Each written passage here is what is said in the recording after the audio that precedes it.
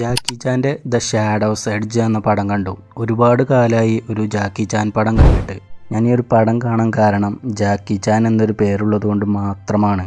ഈ ഒരു പടത്തിൽ തന്നെ ജാക്കി ചാൻ ഒഴികെ വേറെ ഒരു ആക്ടേഴ്സിൻ്റെ ഒരു പടവും ഞാൻ കണ്ടിട്ടില്ല. എനിക്ക് ഈ ഒരു പടത്തിൻ്റെ ഡബ്ബിംഗ് വേർഷൻ കിട്ടാത്തത് കൊണ്ട് തന്നെ ചൈനീസ് ലാംഗ്വേജിൽ തന്നെയാണ് ഞാൻ ഈ ഒരു പടം കണ്ടത്. നിങ്ങൾ ആക്ഷൻ സിനിമകളും അതുപോലെ റോബറി സിനിമകളൊക്കെ ഇഷ്ടപ്പെടുന്ന ഒരാളാണെങ്കിൽ തീർച്ചയായിട്ടും നിങ്ങൾക്ക് ഒരു വട്ടം ഒന്ന് കണ്ടു നോക്കാവുന്ന ഒരു പടമാണ് ദ ഷാഡോസ് എഡ്ജ്.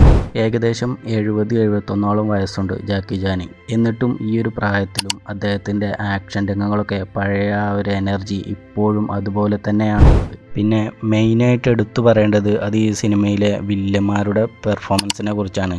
ചില സ്ഥലങ്ങളിലൊക്കെ നായകനേക്കാൾ ഒരു പടി മുന്നിൽ വില്ലൻ്റെ പെർഫോമൻസ് നിൽക്കുന്നുണ്ട്. അതിൽ തന്നെ മെയിൻ വില്ലൻ്റെ പെർഫോമൻസ് പീക്ക് ലെവലാണ്. ശരിക്കും ജാക്കി ചാനൊക്കെ കടത്തി വെട്ടുന്ന പെർഫോമൻസ് ആണ് ഈ ഒരു പടത്തിൽ ആ വില്ലൻ്റെ. അത്യാവശ്യം നല്ല വയലൻസും ആക്ഷൻ രംഗങ്ങളും പിന്നെ ഇമോഷണലി കണക്റ്റും കൂടി ആവുന്ന ഒരു പടമാണിത്. ടെക്നിക്കലി പടം സ്ട്രോങ് ആണ്. അതുപോലെ നല്ല അത്യാവശ്യം കുഴപ്പമില്ലാത്ത സ്റ്റോറി ഉണ്ട്. അതുകൊണ്ട് തന്നെ ഒരു ആവറേജിന് മുകളിൽ നിൽക്കുന്ന ഒരു സിനിമയായിട്ടാണ് എനിക്ക് ഈ ഒരു പടം തോന്നിയത്. അപ്പോൾ നിങ്ങളൊരു നല്ല ആക്ഷൻ പടം തിരഞ്ഞു നടക്കുകയാണോ?